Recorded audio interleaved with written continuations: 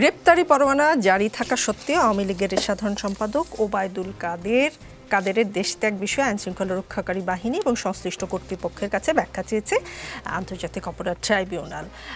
ট্রাইব্যুনালের chief prosecutor Mohammad Tajul Islam বলেন, আমরা আদালতের দৃষ্টি আকর্ষণ করেছি যে ওবায়দুল কাদের ৩ মাস দেশেই ছিলেন বলে আমাদের কাছে প্রমাণ আছে। গ্রেপ্তারি পরোয়ানা জারি থাকা সত্ত্বেও কেন তাকে গ্রেপ্তার করা হয়নি বা তিনি কিভাবে দেশের সীমান্ত অতিক্রম করলেন সে বিষয়ে আগামী ১৫ দিনের মধ্যে আইনশৃঙ্খলা রক্ষাকারী বাহিনীকে ব্যাখ্যা দিতে আদালত নির্দেশ দিয়েছেন।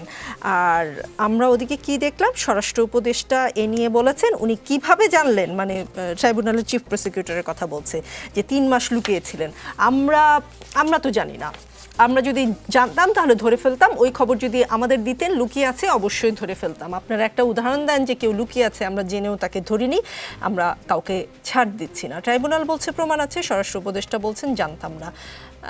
আপনি কি বলছেন, উনি কি এমন কোথাও লুকিয়েছিলেন যেখানে লুকানোর কথা বলেছিলেন কাদের সাহেব এবং সেখানে গিয়ে আসলে ধরতে পারেননি? মানে আপনাদের কোনো লিডারের বাসায় ওবায়দুল কাদের সাহেব তো প্রায় লুকিয়েছিলেন। স্বরাষ্ট্র মন্ত্রণালয় থেকে যেটা বলা হয়েছে, স্বরাষ্ট্র মন্ত্রণালয় সেটা যে সরকারি হোক না কেন সবসময় এই ধরনের কথাই বলে। আগে স্বরাষ্ট্র মন্ত্রণালয়, তার আগে স্বরাষ্ট্র মন্ত্রণালয়, আগামী স্বরাষ্ট্র মন্ত্রণালয় এই ধরনের কথাই বলবে। আমাদেরকে ধৈর্য দিলে আমরা নিয়ে ঢুকাইতাম, তো মানুষের তার কোনো কাজ নাই, তাদেরকে উপকার করবে, বেতন নিবে তারা, আমি ধরে দেবো তারে না। যাক ইয়ার কি ফাজলামের একটা সীমা আছে ভাই, যাকে এগুলো হতে থাকবে, এটা নিয়ে কোনো টেনশন করেন না। বিষয়টা হলো কি, উনি ছিলেন দেশে, সবাই বলতেছে। কোথায় ছিলেন? সিলেটের একটা বাসায় ছিলেন। কোথায় ছিলেন? খোঁজ করলেই পাওয়া যাবে, খোঁজ করলে পাওয়া যাবে না। আমরা তো এমনও শুনেছি যেদিন পলক ধরা পড়লো এয়ারপোর্টে, সেখানে হাসান মাহমুদও ধরা পড়েছিল। হাসান মাহমুদ বেলজিয়ামে কেমনে গেল? তার কি পাখা আছে? উড়ে গেছে? উড়ে গেছে ভাই, কেমনি করে গেল?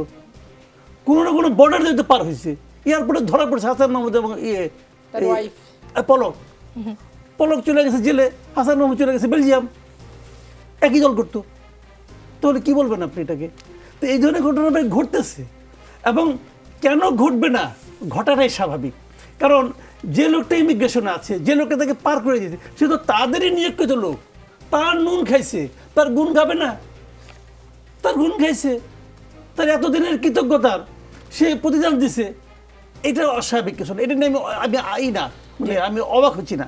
আমি অবাক হচ্ছি এই ধরনের ঘটার পর যখন আমাদের স্বরাষ্ট্র মন্ত্রণালয় থেকে বলা হয় আমরা জানতাম না, আমি এটা নিয়ে অবাক হচ্ছি। এবং যারা পাঠিয়ে যারা তাদেরকে যাওয়ার সুযোগ করে দিয়েছে, তাদের বিরুদ্ধে এরা যে কখনো অ্যাকশন এখনো নেয় নেই এবং আগামীতে নেবে না, আপনি শিওর থাকে নেবে না, তারা যে আগামীতে নেবে না, আমি এই জন্য অবাক হচ্ছি যে এদের হাতে তো আমরা আমাদের সমস্ত নিরাপত্তা দায়িত্ব তুলে দিয়েছি। এই লোকগুলির যে দায়িত্ববোধ, তার যে পরিচয় ওনারা প্রতিক্ষণে প্রতিটা উচ্চারিত বাক্যে দিচ্ছেন, তাতে আমি আতঙ্কিত হচ্ছি, আর কিছু না ভাই। তো এখন এই জিনিসগুলো হচ্ছে, এখনো অনেকে আছে দেশে, অনেকে যাচ্ছে। ওবায়দুল কাদের কি, সে কি দৌড়ে 100 মিটার ধরে ফার্স্ট হওয়ার মতো লোক নাকি রে ভাই? সে তো ভালোর মধ্যে হাঁটতেই পারে না।